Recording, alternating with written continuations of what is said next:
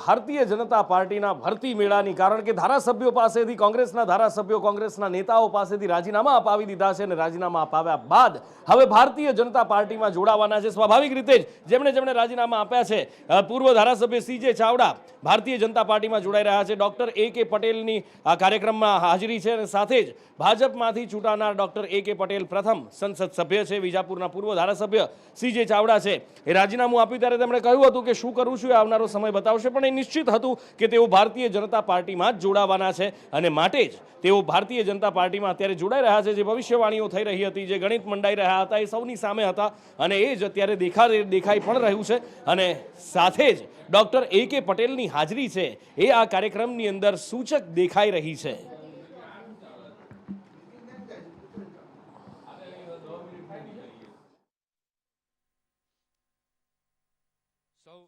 લોકસભાની ચૂંટણી આવી રહી છે અને લોકસભાની ચૂંટણીમાં ભારતીય જનતા પાર્ટીને પ્રદેશ પ્રમુખ CR પાટીલ દ્વારા તમામ કાર્યકર્તાઓને એક ટાર્ગેટ આપવામાં આવ્યો છે કે 5.5 લાખથી દરેકની વધારે લીડ હોવી જોઈએ 26 બેઠકમાં.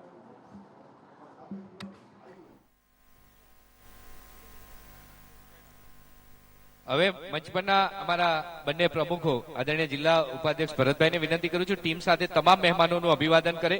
તમામ મહેમાનોનું આપણે અભિવાદન કરીએ છીએ. રસિકજી, અશોકભાઈ ખમાર, શ્રી તમામ નારાયણભાઈ પાડિયા, અશોકભાઈ પટેલ, રાડોલ, પંકજભાઈ, માધુભાઈ, કનકસિંહ વિયોલને બધા ભેગા થઈ અને તમામ મહાનુભાવોનું અભિવાદન. અમારા MP બેન શારદાબેન પટેલનું અભિવાદન કરવા માટે મિત્તલબેન જિલ્લા ભાજપ મંત્રી, ચંદનસિંહજી ડાભલા અને ભાવનાબેન બ્રહ્મભટ્ટને વિનંતી કરું છું.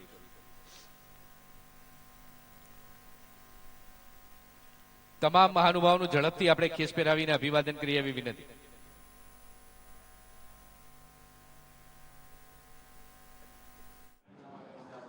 વધુ માહિતી સાથે ફોનલાઈન પર કશ્યપ જોશી સહયોગી સંવાદદાતા જોડાયા છે. કશ્યપ, જે CJ ચાવડા માટે ગણતરીઓ મંડાઈ રહી હતી સાચી પડી રહી છે, ભારતીય જનતા પાર્ટીમાં જોડાયા છે, એની સાથે સાથે સહકાર ક્ષેત્રના પણ કેટલાક મોટા માથા અત્યારે ભારતીય જનતા પાર્ટીમાં જોડાઈ રહ્યા છે.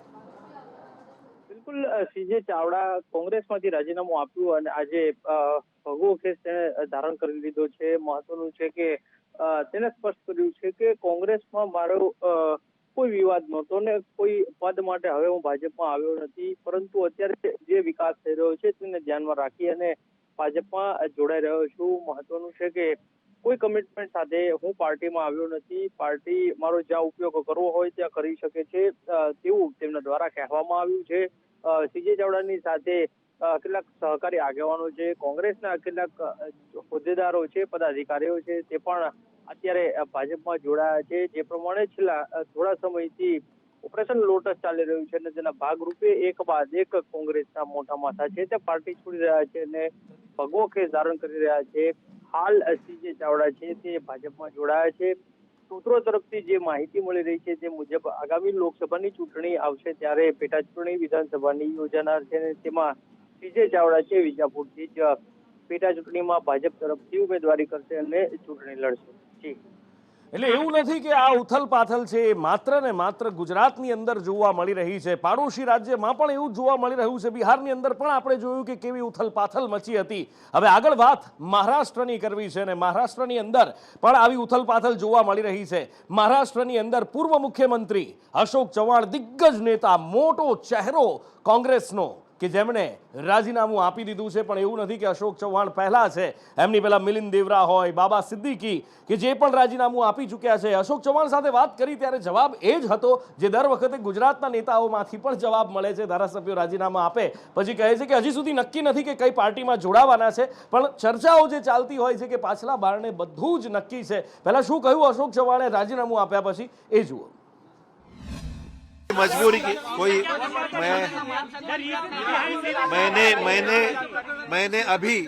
मैंने अभी तक कोई भी पार्टी में शामिल होने का फैसला नहीं लिया है. मेरे सामने अभी 2 दिन बाकी है. 2 दिन के बाद मैं मेरी जो राजनीतिक भूमिका है वो स्पष्ट करूंगा. देखो, हर चीज की कोई वजह बताई नहीं जाती है और मैं कभी भी पार्टी के इंटरनल मैटर्स को चौराहे पे रखने वाला आदमी नहीं हूं. जब तक था पार्टी का, ईमानदारी से कल तक मैं प्रदेश कांग्रेस में मीटिंग में हाजिर था. એટલે અત્યારે મહારાષ્ટ્રની અંદર જે થઈ રહ્યું છે એવું નથી કે માત્ર લોકસભા ચૂંટણી માટે, કારણ કે એવી ચર્ચાઓ ચાલી રહી છે, સૂત્રો તરફથી પણ એવી માહિતી મળી રહી છે કે અશોક ચવ્હાણ પછી પણ લિસ્ટ ઘણું લાંબુ છે અને એમાં ધારાસભ્યો કોંગ્રેસના પણ હોઈ શકે છે. અને જો આવું થાય છે તો લોકસભા પહેલા રાજ્યસભામાં પણ કોંગ્રેસને કોઈ ઉમેદવાર નહીં મળે. અને આ પહેલા મોટા સમાચાર, જયંત ચૌધરી આખરે એમની પાર્ટી એનડીએમાં સામેલ થઈ ચૂકી છે. નિશ્ચિત હતું કે જયંત ચૌધરી એનડીએમાં સામેલ થશે એમની પાર્ટી. અને જ્યારે ભારત રત્નના એવોર્ડનું એનાયત થયું એ વખતે જયંત ચૌધરીને પૂછવામાં આવ્યું હતું કે એનડીએની અંદર તમે સામેલ થશો કે કેમ, તો એમનો જવાબ હતો કે ના પાડવા માટેનું મારી પાસે તમને કોઈ કારણ દેખાય છે ખરું? કૃષ્ણા મારી સાથે છે. કૃષ્ણા, જે વાતો હતી, કદાચ અટકળો તો નહીં કહીએ પણ એને આપણે જે શક્યતાઓ જોવાઈ રહી હતી એ હવે સાચી પડતી દેખાય છે. આધિકારિક જાહેરાત થઈ છે. જી બિલકુલ નુપુર, આ તો નક્કી થઈ જ ગયું હતું જ્યારે ચૌધરી ચરણસિંહ, પૂર્વ પ્રધાનમંત્રી, અને જયંત ચૌધરીના દાદાને ભારત રત્ન આપવાની જાહેરાત કરવામાં આવી હતી. જ્યારે પ્રધાનમંત્રીએ ટ્વીટ કર્યું હતું અને એનો તરત જ જવાબ જયંત ચૌધરીએ આપ્યો હતો કે દિલ જીત લિયા. અને આ જ્યારે એમણે કોટ કર્યો હતો ત્યારે ઘણા બધા લોકો કહેતા હતા કે દિલ તો જીતી લિયા, દલ ભી જીત લિયા. અને ત્યારે જે ખબર પડી ગઈ હતી કે હવે જયંત ચૌધરી એમાં જવાના છે. અને એના પહેલાં જ ખબર લગાવવામાં આવતું હતું કે જે શરતો હતી મૂકવામાં આવી હતી જયંત ચૌધરી સમક્ષ, એમાંની એક શરત આ હતી કે ચૌધરી ચરણસિંહને ભારત રત્ન આપવામાં આવે, કારણ કે ઘણા વર્ષોથી આ માંગ એમના તરફથી કરવામાં આવી રહી હતી. અને એ માંગ જેવી સ્વીકારા અને એવા જ એમના સૂર બદલાઈ ગયા હતા. જ્યારે પત્રકારોએ જયંત ચૌધરીને પૂછ્યું કે શું હવે તમે એનડીએમાં સામેલ થવાના છો, ત્યારે તેમણે એવો જવાબ આપ્યો હતો કે હવે હું કયા મોઢે ઇનકાર કરું, એટલે સ્વાભાવિક છે થવાનું હતું અને થઈ જશે. બિલકુલ. અને વાત કરી રહ્યા હતા આપણે મહારાષ્ટ્રના રાજકારણની કે લોકસભા માટે તો ગોઠવણો થતી હોય એવું દેખાય છે, પણ એની પહેલા રાજ્યસભામાં પણ એક પણ ઉમેદવાર કોંગ્રેસ ન મૂકી શકે એની પણ ગણતરીઓ ગોઠવાઈ રહી છે. આ એના સૌઠા અત્યારે ગોઠવાઈ રહ્યા છે. અજય પાસેથી વિગતે જાણીએ. અજય,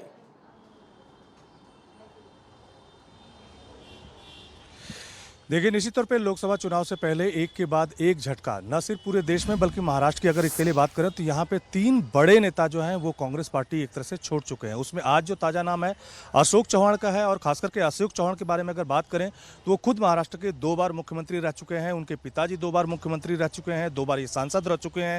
ये पूरा घराना जो राजीव गांधी और इंदिरा गांधी के काफ़ी करीबी रहा है और जो पॉलिटिक्स में काफ़ी महारत हासिल है इस पूरे परिवार को, काफ़ी साख है. और ऐसे दिग्गज नेता का कांग्रेस पार्टी को छोड़ने का ऐलान निश्चित तौर पे न सिर्फ कांग्रेस के लिए झटका है बल्कि ये कह सकते हैं कि एक ऐसे वक्त में ये सारा छोड़ छड़ौल हो रही है जिस वक्त लोकसभा चुनाव हो रहा है. हालांकि अशोक चौहान ने अभी इस बात का खुलासा नहीं किया है. બિલકુલ બિલકુલ બિલકુલ અજય. અત્યારે સીજે ચાવડા સંબોધન કરી રહ્યા છે. ભારતીય જનતા પાર્ટીમાં જોડાયા પછીનું એમનું આ પહેલું સંબોધન.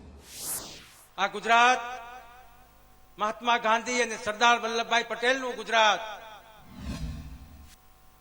ભક્તિમાં લીન થયેલી કવિયત્રી, રાજસ્થાનથી આવીને પોતાના જીવન અંત સુધી ગુજરાતને પોતાનું બનાવ્યું એવા મીરાબાઈનું ગુજરાત,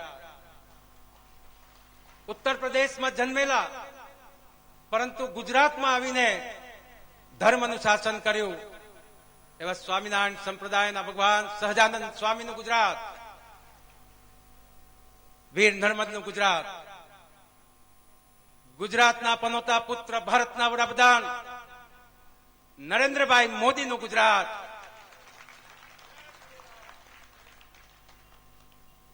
જેમને સાથ આપી રહ્યા છે અને સમગ્ર દેશમાં ગૃહ ખાતું સંભાળે છે, સહકાર ખાતું સંભાળે છે એવા અમિતભાઈ શાહનું ગુજરાત, અને હવે તો સવાઈ ગુજરાતી એવા CR પાટીલ સાહેબનું આ ગુજરાત.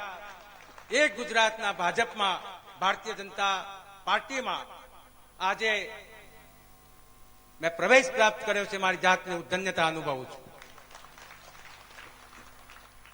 સમગ્ર વિશ્વ જ્યારે યુદ્ધના વાદળોમાં સવાયેલું છે, રશિયા અને યુક્રેન વચ્ચે 24 કલાક યુદ્ધ ચાલી રહ્યું છે, ઇઝરાયલ અને હમાસ વચ્ચે, ફિલિસ્તાન વચ્ચે યુદ્ધ ચાલી રહ્યું છે, ઇરાક અને ઈરાન વચ્ચે યુદ્ધના વાદળો છવાયેલા છે, ચાઇના અને તાઇવાન ને એક ગણતરીમાં મૂકીએ એવા દેશો યુદ્ધના વાદળ નીચે સવાયેલા. ત્યારે વિશ્વગુરુ બનવા નીકળેલા, વિશ્વ નેતા બનવા નીકળેલા નરેન્દ્રભાઈ મોદીએ ભારત દેશને રામમય અને શાંતિમય બનાવીને સમગ્ર વિશ્વમાં શાંતિનો દેશ અને વિશ્વગુરુ દેશ એવું જયારે વાતાવરણ ઉભું કર્યું છે ત્યારે, અને એવા સમયે સમગ્ર દેશની જનતા, કરોડો જનતા જય શ્રી રામના નારા સાથે ગલીએ ગલીએ, ગામે ગામ, શહેર શહેર તમામ જગ્યાએ જ્યાં જુઓ તો જય શ્રી રામના નારા અને ફોટા સાથે જ્યારે નીકળી હોય ત્યારે હું મારી જાતને રોકી ના શક્યો અને ભારતીય જનતા પક્ષમાં પ્રવેશ કરવા માટે પ્રલોભન થયું. આગળ વાત કરવી છે શિક્ષણની. જેમ એક પથ્થરમાંથી મૂર્તિકાર, એક શિલ્પકાર મૂર્તિને ઘડે, એને ટાંકણા મારે અને પછી એમાંથી એક અદ્ભુત દિવ્ય મૂર્તિ બને છે, બસ એ જ રીતે એક બાળકનું ઘડતર કરી અને એને એક નાગરિક અને જવાબદાર નાગરિક બનાવવાનું કામ શિક્ષણ કરે છે. પણ ગુજરાતની અંદર ગુજરાતનું દુર્ભાગ્ય કહો કે પછી શિક્ષણ પ્રત્યે સેવાતું દુર્લક્ષ્ય કે શિક્ષણની હાલત દિવસે અને દિવસે દર વર્ષે કથળતી જઈ રહી છે. સરકારી શિક્ષણ જ્યાં વાત કરીએ તો ના શિક્ષકો છે, ના શાળાઓ છે, અને વિધાનસભા ગૃહની અંદર ખુદ સરકારે એકરાર કર્યો છે કે શિક્ષણ વ્યવસ્થા ખાડે ગઈ છે. કશ્યપ પાસેથી જાણીએ. કશ્યપ,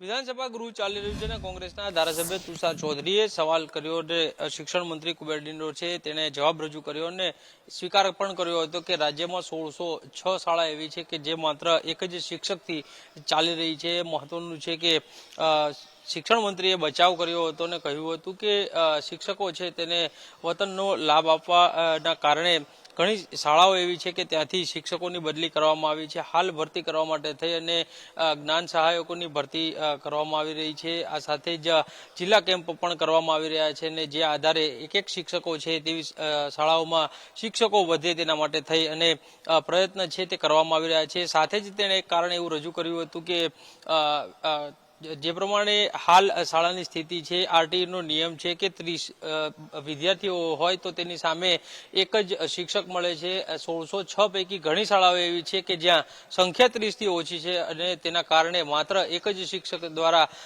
આ સ્કૂલ જે છે તે ચલાવવામાં આવી રહી છે.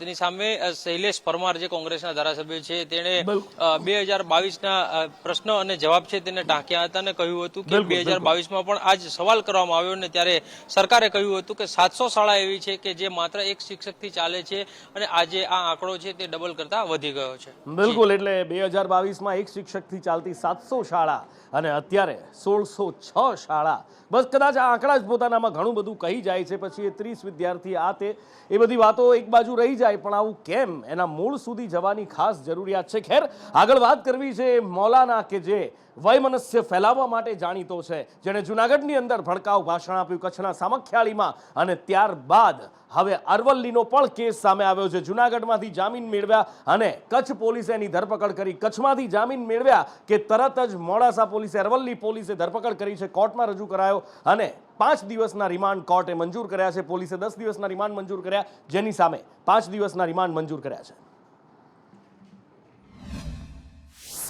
કાર્યક્રમ કર્યો, પ્રવચન આપ્યો, તેની પાછળ કોઈ કાવતરું છે, કેટલા માણસોનો હાથ છે અને આ માટેનું જે ફંડિંગ છે તે ક્યાંથી મેળવવામાં આવેલું છે, તે માણસો કોણ છે, કોની સાથે તે સંકળાયેલો છે વગેરે પાસેથી જે માહિતી મેળવવાની છે તેના માટે એની ફિઝિકલ હાજરીની જરૂરી હોય એ અંગેની રજૂઆત કરતો નામદાર કોર્ટે 17 તારીખના 10 સુધીના રિમાન્ડ મંજૂર કરવામાં આવેલા છે. મૌલાનાએ જે સ્પીચ આપી છે તે 2006માં Ranvir Sachar retire chief justice of Delhi હાઈકોર્ટના જે સચ્ચર કમિટીનો જે અહેવાલ હતો એ અહેવાલ રજૂ કરેલો, જે અહેવાલના એક ભાગ હતો કે મુસલમાનોની હાલત SC ST એટલે દલિત કરતાં પણ ખરાબ પરિસ્થિતિ છે એ રીતે સમજાવવાનો પ્રયત્ન મૌલાના સાહેબને કરેલો, મુફ્તી સાહેબે. એટલે સચ્ચર કમિટીનો જે અહેવાલ હતો એ અહેવાલના અનુસંધાને આમને આ સ્પીચ આપેલી છે. એમાં SC ST કે દલિત લોકોનું અપમાન કરવાનો કોઈ ઈરાદો ન હતો. ને કચ્છના રાપરથી એક વિડીયો સામે આવ્યો છે અને આ વિડીયો અત્યારે જબરજસ્ત વાયરલ થઈ રહ્યો છે ને એની સાથે સાથે ખળભળાટ પણ મચી રહ્યો છે. કારણ કે આ વિડીયોની અંદર એક સ્વામિનારાયણના સાધુ દેખાઈ રહ્યા છે, KP સ્વામી દેખાઈ રહ્યા છે અને બોલાવાઈ રહી છે પાકિસ્તાનની જય. જી હા, સભામાં ઉપસ્થિત લોકો પણ જય બોલાવી રહ્યા છે. સૌથી પહેલા જુઓ કે વિડીયોમાં શું થઈ રહ્યું છે.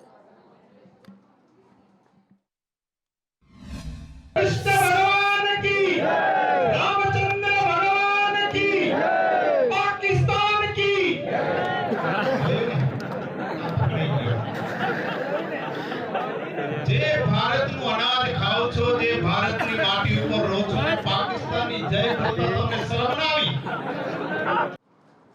અને આગળ વાત કરવી છે ટ્રેન પર પથ્થરમારાની, પણ ટ્રેન પર પથ્થરમારો આની પહેલા પણ ઘણી બધી વાર વંદે ભારત વગેરે વગેરે ટ્રેનની અંદર થયું છે, પણ આ ટ્રેન ઉપર પથ્થરમારો થયો, ચકચાર મચી ગઈ, કારણ કે ટ્રેન જઈ રહી હતી અયોધ્યા. ક્યાં શું કેવી રીતે થયું અને એના પછી શું એક્શન લેવાઈ રહ્યા છે, અંકિત પાસેથી જાણીએ.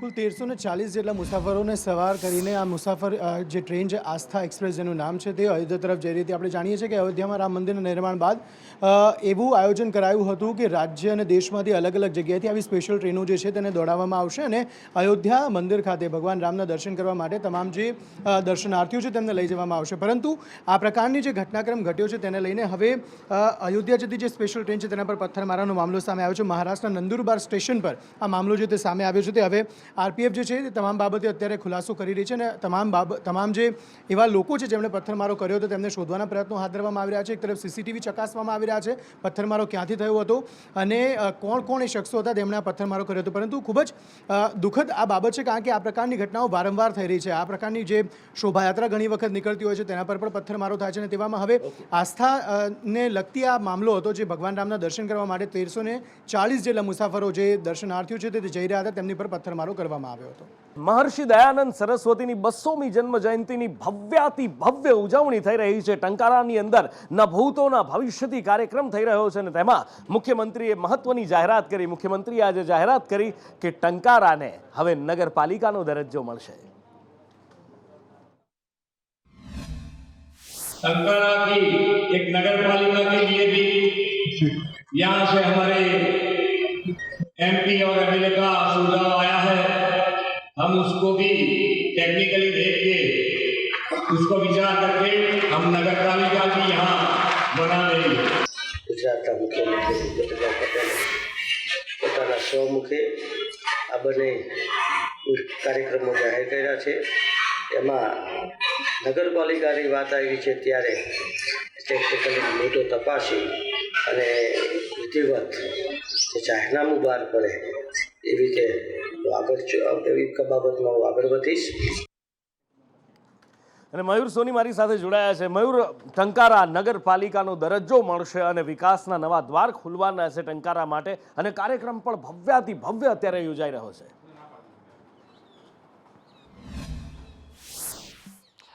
બિલકુલ નુપુર, લાંબા સમયથી ટંકારાવાસીઓની માગણી હતી કે તેમને નગરપાલિકાનો દરજ્જો મળવો જોઈએ, કારણ કે સ્વાયત્ત સંસ્થા તરીકે તેમને રાજ્ય સરકાર તરફથી જે ફંડ મળવું જોઈએ તે નગરપાલિકાનો દરજ્જો મળ્યા બાદ જ મળશે અને ત્યારબાદ તેઓ રસ્તાથી લઈને સ્ટ્રીટ લાઇટ સુધી, ગટરથી લઈને અન્ય વિકાસ યોજનાઓ છે તેના ઉપર ટંકારા આગળ વધી શકશે. આજે મુખ્યમંત્રીએ જાહેરાત કરી છે એટલે ચોક્કસ ટૂંક સમયની અંદર જ નગરપાલિકા દરજ્જો આપવાની જે પ્રક્રિયા છે એ ટંકારા માટેની પૂર્ણ થશે. સાથે જ મોટું એક ગ્રાન્ટનું ફંડ છે એ પણ નગરપાલિકાને મળશે. એટલે ટંકારાની અંદર જે 200મી જન્મ જયંતિ ઉજવાઈ રહી છે તેની અંદર આ સોનામાં સુગંધ ભળતી જાહેરાત છે તે કહેવાઈ રહી છે.